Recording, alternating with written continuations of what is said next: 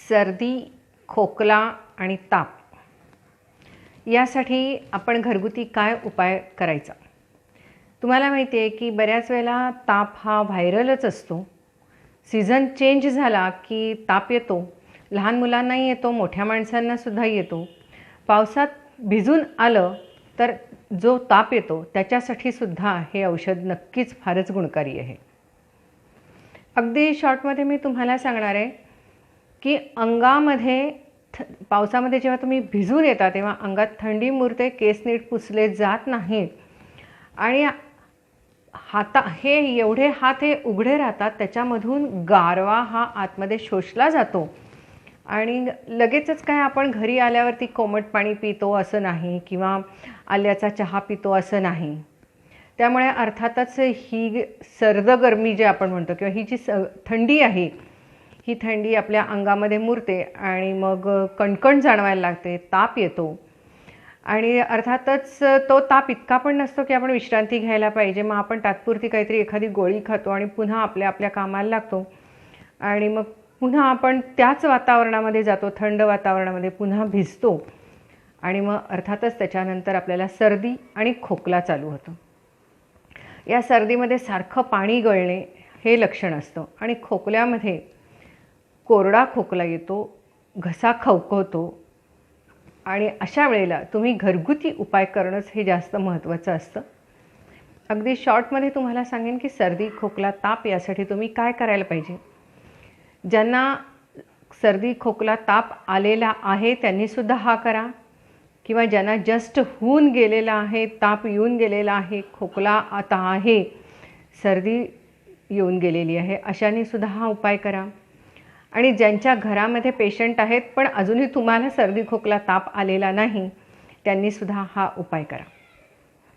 अगदी साधा सोपा उपाय आहे. तुम्ही करून ठेवलं तरी चालेल. घरातल्या सर्वांच्यासाठी करून ठेवा, फ्रीजमध्ये ठेवा आणि त्यानंतर जेव्हा घ्यायचे त्यावेळेला गरम करून घ्या. 1 लिटरभर पाणी घ्या. लिटरभर पाण्यामध्ये 30-40 तुळशीची पानं टाका. त्यानंतर त्याच्यामध्ये सुंठीचा 2 इंचाचा तुकडा टाका किंवा मग सरळ पावडर सुंठ पावडर मिळते, ती एक 10 ग्रॅम घाला. लवंग एक 15-20 लवंग त्याच्यामध्ये टाका. पावडर करून टाकले तर फारच चांगलं. दालचिनीसुद्धा 10 ग्रॅम दालचिनी या 1 लिटर पाण्यामध्ये घाला. 10 पावडर घातली तर फार चांगलं होईल.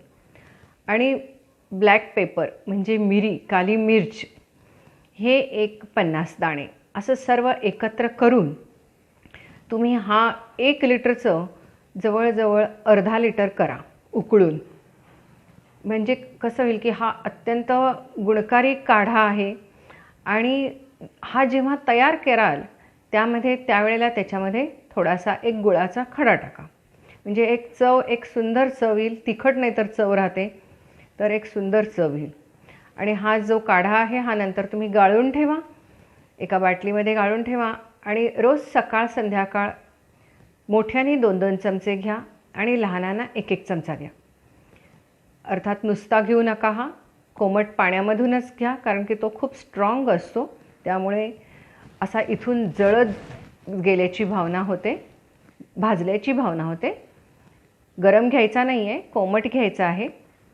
आणि हा कंपल्सरी हळदीच्या पाण्याबरोबरच घ्यायचा आहे. किंवा तुम्हाला जर का हवं असेल तर तुम्ही दुधामध्ये सुद्धा 1 चमचाभर घालून हे घेऊ शकता. हा काढा तुम्ही सकाळ संध्याकाळ घेतल्यामुळे तुमची इम्युनिटी वाढते. छातीमध्ये कफ साठला असेल तर तो बाहेर पडायला मदत होते. आणि जर का तुम्हाला ओला कफ सारखाच येत असेल, कफ असे बाहेर पडत असेल, तर तो कफ तो ॲलर्जिक कफ असतो, तो कफ कमी होत जातो. म्हणजे कफ बाहेर पडणं कमी होतं. घशामध्ये खवखवत असेल तर ते खवखवणंसुद्धा कमी होऊन जाईल.